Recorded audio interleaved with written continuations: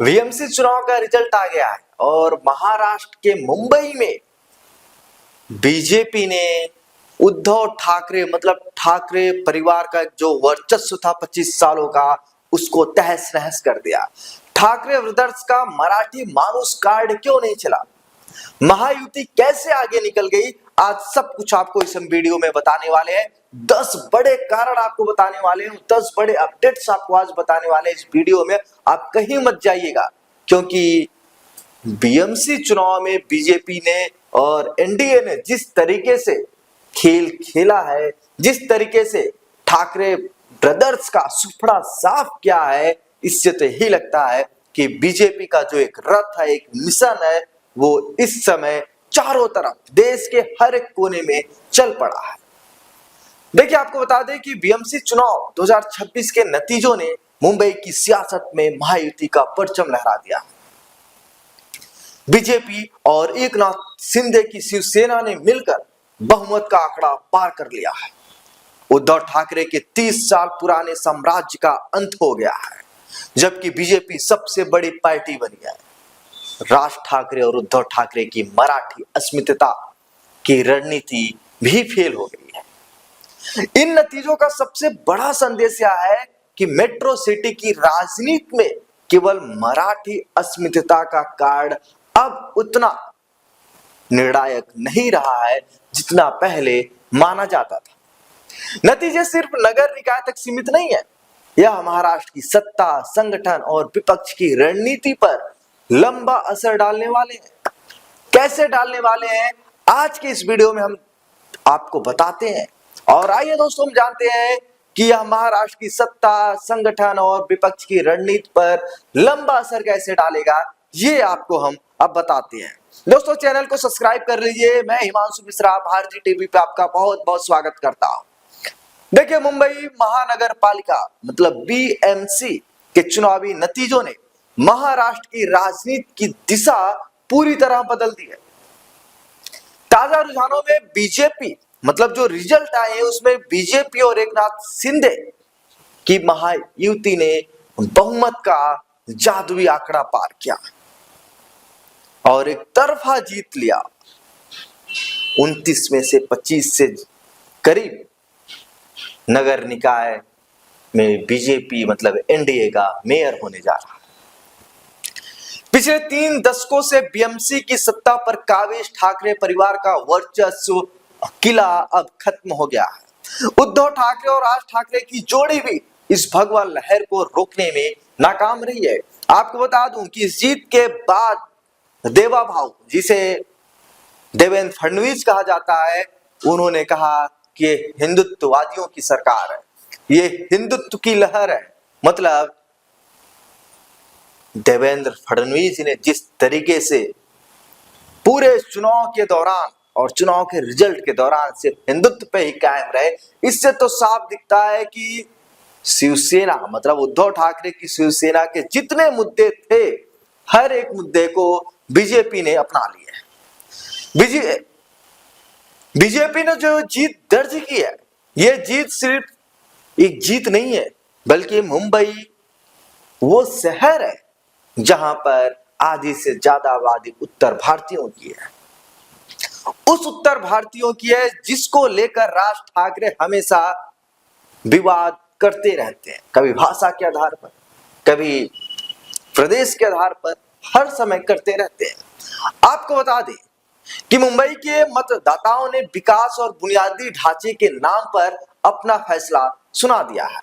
BJP Mumbai में सबसे बड़ी पार्टी बनकर उभरी है। फडणवीस की रणनीति ने विपक्षी गठबंधन के हर दांव को पूरी तरह फेल कर दिया है।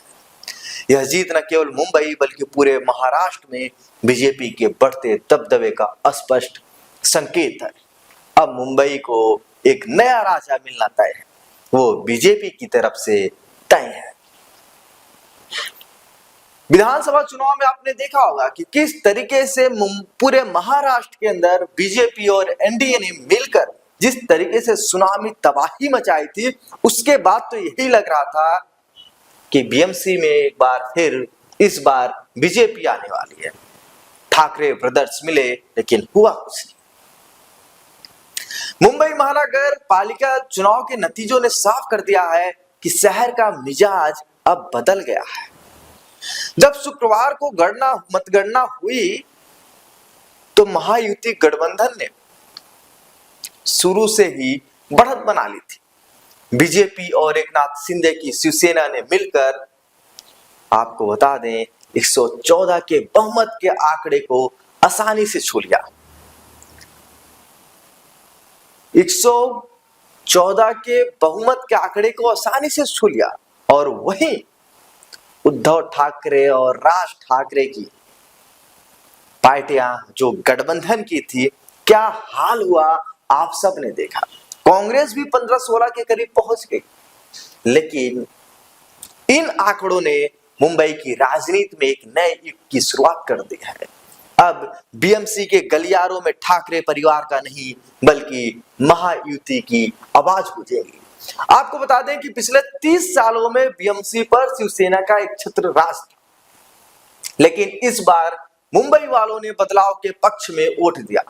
उद्धव और राज ठाकरे के एक साथ आने के बावजूद अपना वे गढ़ नहीं बचा पाए और जो विशेषज्ञ हैं उनका मानना है कि मराठी अस्मिता का मुद्दा इस बार काम नहीं कर पाया। लोगों ने भ्रष्टाचार और सड़कों की बदहाली जैसे स्थानीय मुद्दों पर अधिक ध्यान दिया। आपको बता दें कि इसी मुंबई के अंदर बीएमसी का इतना अत्याचार था कि उत्तर भारत के लोग जब सड़कों पे ठेले लगाते हैं, अपना धंधा लगाते हैं, तो मन माना पैसा वसूलते हैं। चाट वाला है, बड़ा पाव वाला है, ऑटो वाला है, रास्ते चलते ला भाई 10 रुपए, 20 रुपए ला, 10 रुपए ला, 50 रुपए ला, इस तरीके से वसूली होती थी। और इसी सबको ध्यान में रखते हुए उत्तर भारतीयों ने जबरदस्त भाजपा के पक्ष में वोट किया है। आपको बता दें कि ठाकरे गुट का अपने पुराने वफादार वोटरों पर से भी नियंत्रण कम हुआ है। एकनाथ शिंदे की बगावत ने शिवसेना के संगठन के ढांचे को जड़ से हिला दिया था। इसका सीधा असर भाजपा को मिला है, जिसने शहरी इलाकों में अपनी पकड़, अपनी जड़ें काफी गहरी कर ली। मुंबई की जनता ने अब नए नेतृत्व पर अपना भरोसा जताया है। अब आपको बताते हैं कि इस चुनाव के सबसे बड़े हीरो कौन है।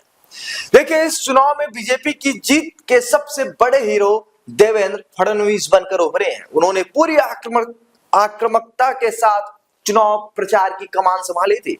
फडणवीस ने न केवल अपनी पार्टी को एकजुट रखा बल्कि सहयोगियों के साथ भी तालमेल बिठाया।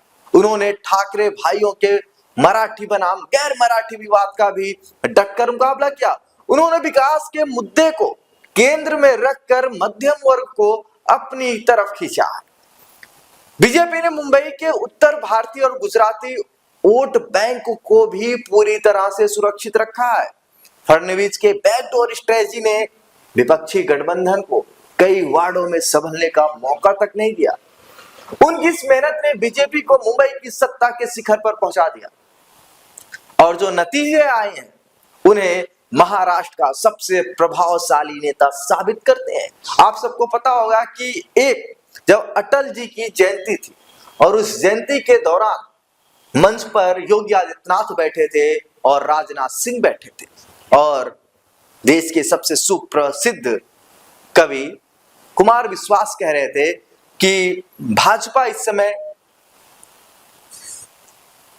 अपने दो युग के साथ काम कर रही है, एक अमित शाह, नरेंद्र मोदी और राजनाथ सिंह की, और दूसरी देवेंद्र फडणवीस, योगी आदित्यनाथ। मतलब जो आने वाली जो पीढ़ी है वो देवेंद्र फडणवीस और योगी आदित्यनाथ जैसे नेताओं की है और इसका जीता जागता उदाहरण महाराष्ट्र का ये बीएमसी का चुनाव है।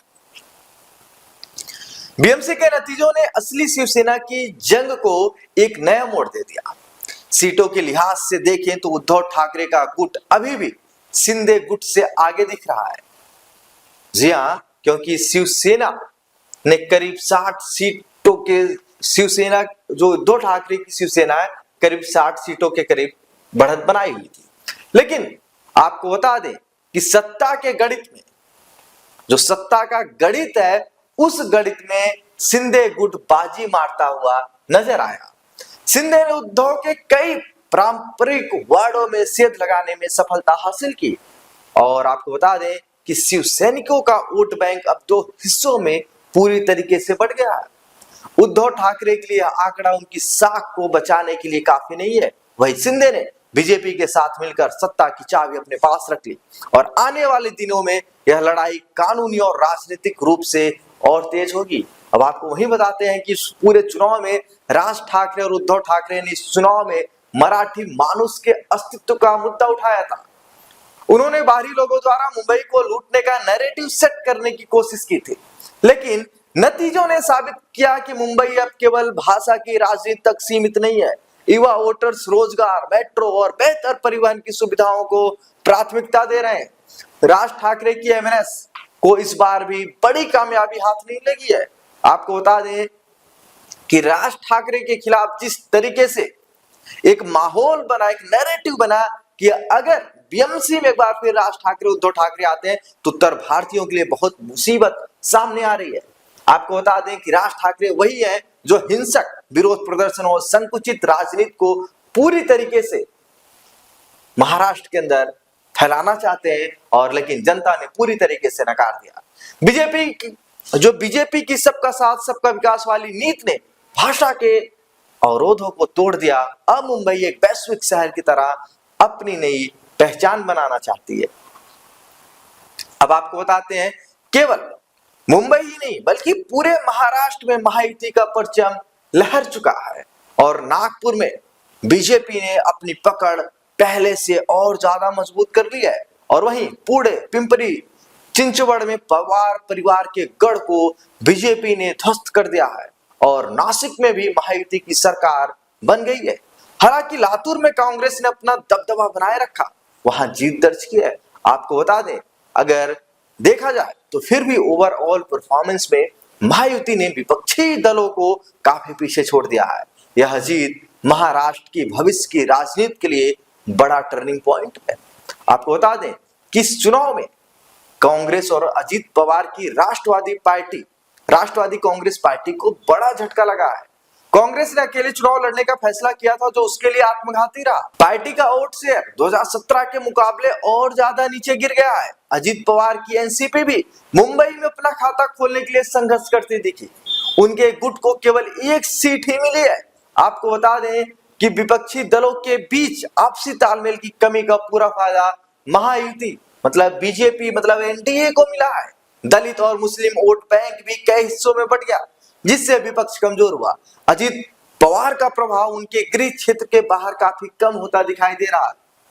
कांग्रेस को अब अपनी शहरी रणनीति पर नए सिरे से विचार करना होगा। आपको बता दें कि बहुमत मिलने के बाद अब सबकी नजरें मुंबई के अगले मेयर पर टिकी है।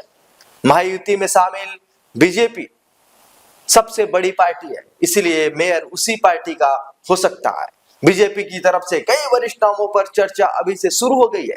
हालांकि एकनाथ शिंदे की शिवसेना भी इस महत्वपूर्ण पद के लिए अपना दावा ठोक सकती है।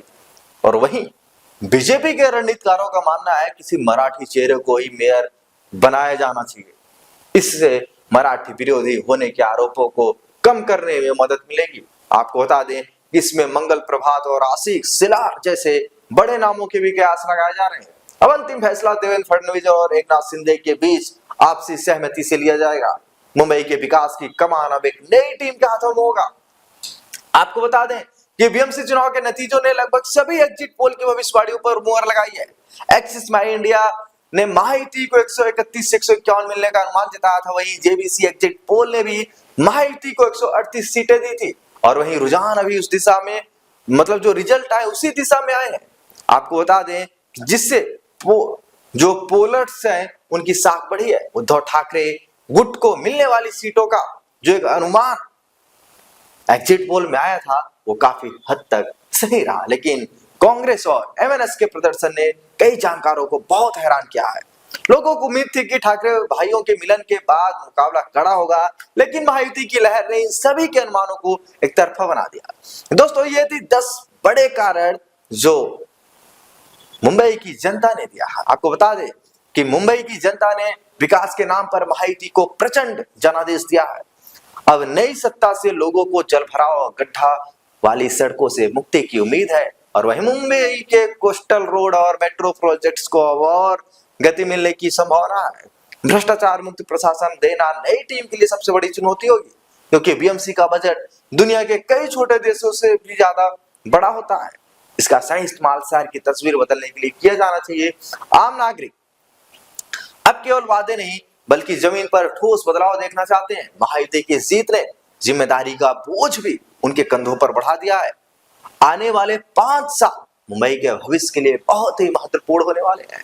दोस्तों, ये थी 10 बड़े कारण जिससे बीएमसी के अंदर बीजेपी और महायुति एनडीए ने अपना परचम लहराया है और उद्धव ठाकरे मतलब ठाकरे परिवार का जो 30 सालों से वर्चस्व था उसको खत्म किया। नमस्कार।